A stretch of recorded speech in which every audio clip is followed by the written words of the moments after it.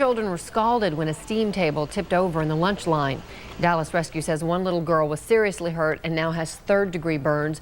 DISD says the children leaned on the wheeled table, causing it to flip.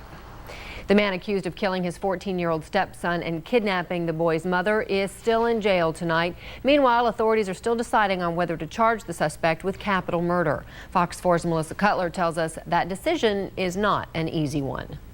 In the hours after the murder of 14-year-old Joshua Henry, Lancaster police have been working on the charges to file against his stepfather, Brian Booker, who's accused of checking Henry out of school Tuesday, then shooting the boy in the head minutes later. Some wonder, could the suspect be charged with capital murder? Former U.S. prosecutor turned defense attorney John Teakle. Whether or not he was abducted, that is, taken with the intent or with the use or the threat of deadly force, is going to be a question. Experts say first the state must prove there was a murder. Then it must prove the murder was done during the commission of another felony, such as kidnapping.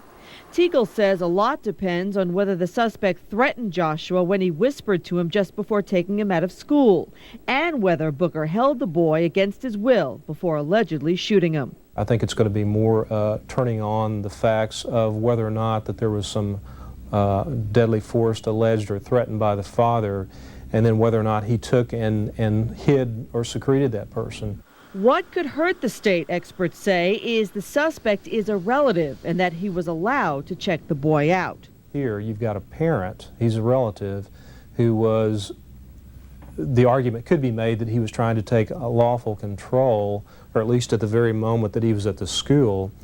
And if there's no deadly force or no threat of it, then that could be a defense.